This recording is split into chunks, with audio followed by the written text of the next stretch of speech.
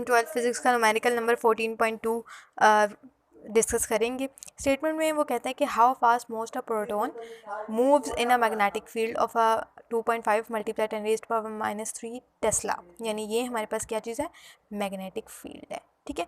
Such that the magnetic force is equal to its weight, ठीक है। ये जो न्यूमेरिकल है ना, ये बहुत ही इंपॉर्टेंट है, आपने इसको अच्छे तरीके से करना है, ठीक है। और इसके चांसेस बहुत ज़्यादा होते हैं कि ये पेपर में आ जाए, ठीक है। नहीं तो इसका जो कॉन्सेप्ट है वो बहुत ही अच्छा है, आपको आगे जाके एमकैट वगैरह में भी काफ़ी हेल्प मिलेगी इससे, ठीक है। अब यहाँ पे बेसिकली पूछा क्या है, बहुत सारे बच्चों को तो यही नहीं पता चलता।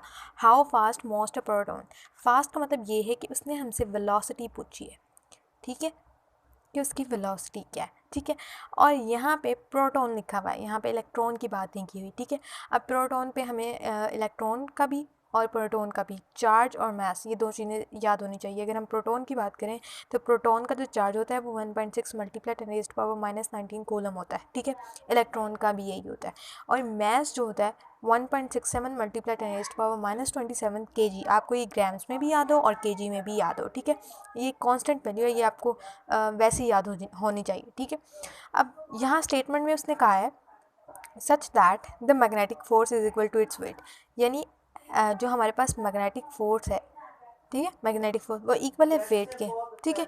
यानी कि उसने स्टेटमेंट में ही उसने हमें सॉल्यूशन बता दिया है, ठीक है। हम गिवन डाटा लिखेंगे, हम क्या करेंगे, सबसे पहले प्रोटॉन का चार्ज लिख लेंगे, हमें बी की वैल्यू दी गई है, बी की वैल्यू लिख लेंगे, मास ऑफ प्रोटॉन हम लिख लेंगे, ठीक है, और जी की वैल्यू भी लिखेंगे। हमें क्यों ज़रूरत है, क्योंकि उसने हमें फार्मूला पहले ही बता दिया कि F M is equals to W, यानी वेट के इक्वल है मैग्नेटिक फोर्स, ठीक है। अब जो वेट है वो वेट किसके इक्वल होता है, W is equals to M G. अब यहाँ पे मास किसका लिखना है, प्रोटॉन का, ठीक है।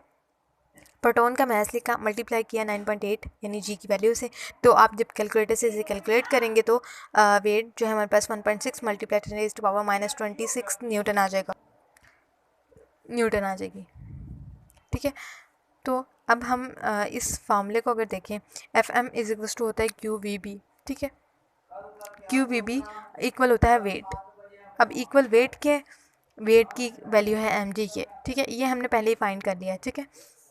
यहाँ पे एज इट इज़ हम वैल्यू लिख देंगे। क्यू वी बी है, इसमें हमने वी जो है फाइंड करना है, तो वी जो क्यू बी है वो हम यहाँ पे मतलब डिवाइड कर देंगे। हम रीअरेंज कर रहे हैं अपने फार्मूले को, इस फार्मूले में हम जो है अपनी वैल्यूज़ पुट कर देंगे, ठीक है। एम जी की वैल्यू पुट कर देंगे, क्यू और बी की भी वैल्यू पुट कर देंगे। जब हम इसे कैलकुलेटर से सॉल्व करेंगे तो हमारे पास आंसर आ जाएगा 4.09 मल्टीप्लाई 10⁻⁻5 मीटर पर सेकेंड, ठीक है। ये हमारे पास आंसर बन जाएगा।